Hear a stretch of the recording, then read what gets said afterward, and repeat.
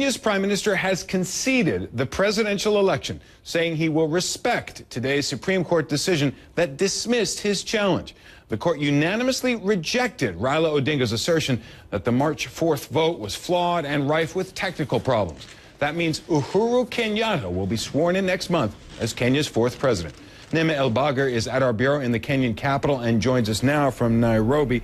It was a remarkable announcement from the loser, Ralia Odinga. Tell us about it. It was an incredibly historic moment, Jonathan.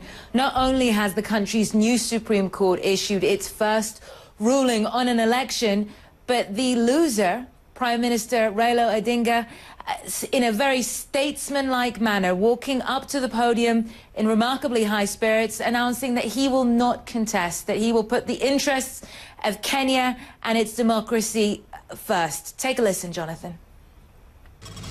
I pledge to abide by the court decision.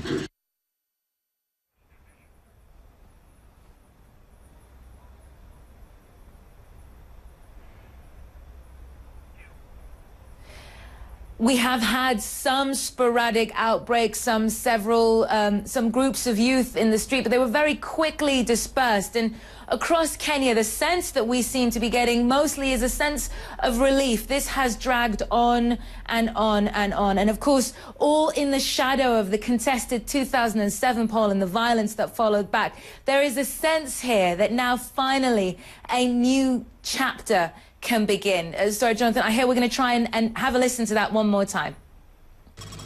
I pledge to abide by the court decision. I wish the President-elect, Honorable Uhuru Kenyatta, and his team well.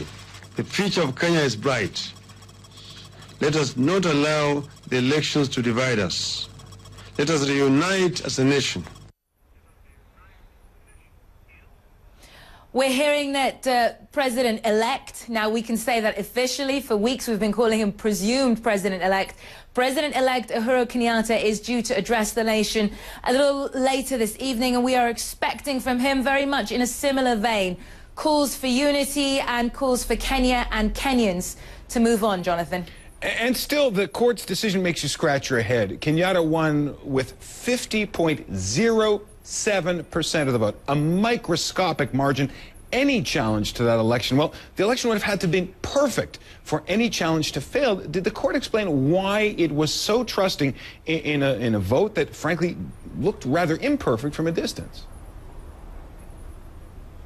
Well, we are expecting within the next 2 weeks that the court will release the thinking behind its decision. But I think what is surprising many people here is that it was a unanimous decision, when for weeks we'd been hearing nothing but reports and rumors and speculation about the many, many ways in which this election went wrong. But the court had always said that it was going to weigh the interest of the Kenyan people and the Kenyan nation in the balance when it made its decision.